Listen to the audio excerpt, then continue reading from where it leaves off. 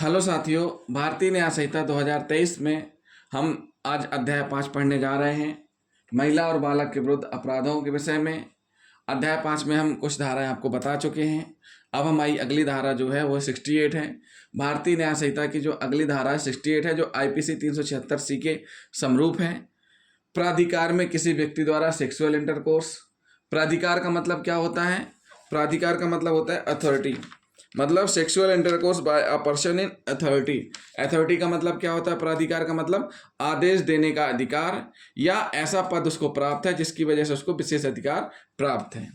तो 68 में 4 कंडीशन है। 4 कौन कौन सी कंडीशन है? पहली कंडीशन है ए, प्राधिकार की किसी स्थिति या वैश्वासिक संबंध रखते हुए जो कोई में कोई भी आ जाता है, ठीक है। जो कोई प्राधिकार की किसी स्थिति या वैश्वासिक संबंध रखते हुए। बी पोर्शन क्या कह रहा है? कोई लोक सेवक होते हुए। सी पोर्शन क्या कह रहा है? तत्समय प्रवृत्त किसी विधि द्वारा उसके अधीन स्थापित किसी जेल, प्रेषण गृह, अभिरक्षा, महिला बालकों की किसी संस्था, अनाथालय या अन्य स्थान पर जहां पर महिलाओं को रखा जाता है उसके अधीक्षक और प्रबंधक के द्वारा सेक्सुअल इंटरकोर्स करना। डी, अस्पताल प्रबंधक या कर्मचारी, ये सारी चीजें इनके द्वारा सेक्सुअल इंटरकोर्स करना। ऐसी किसी महिला को जो उसकी अभिरक्षा में है, एक ऑथराइज पर्सन उस महिला के साथ सेक्सुअल इंटरकोर्स कर रहा है जो उसकी अभिरक्षा में है या उसके भार साधन के अधीन है, यानी कि लोक सेवक होते हुए उसके अधीन है या उसके भार साधन के अधीन है या परिसर में उपलब्ध है।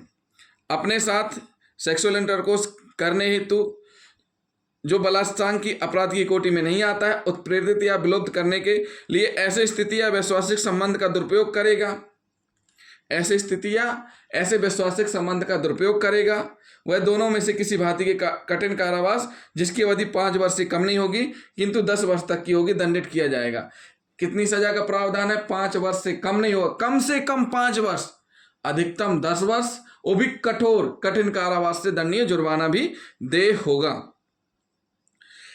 इस धारा में जो सेक्सुअल इंटरकोर्स है वो 63 के जो धारा 63 बोलती है बलात्कार, वो पूरी की पूरी इसमें लागू होगी कि बलात्कार की जो बताया गया, स्पष्ट किया गया है किस प्रकार से बलात्कार किया जाता है, करते हैं। अगर किसी महिला के साथ उसकी सम्मति के बिना या उसको जो कंडीशंस दी गई हैं 63 में, वो सारी की सारी कंडीशन में बलात्कार करता है तो, और फिर उसके बाद फिर बताया गया है धारा 64 में खंड बी एंड डी में मतलब लोक सेवक होते हुए और जेल, प्रेषण गृह का अधीक्षक के प्रबंधक के द्वारा बलात्कार किया जाता है। उस स्थिति में अगर जो कोई भी अपनी अभिरक्षा में, यानी जो कोई भी लोक सेवक होते हुए अपनी अभिरक्षा में किसी महिला के साथ बलात्कार करता है या जो कोई प्राधिकार की स्थिति में होते हुए, मतलब एक ऐसी स्थिति में है कि वह किसी को आदेश दे सकता है या उस विशेष पद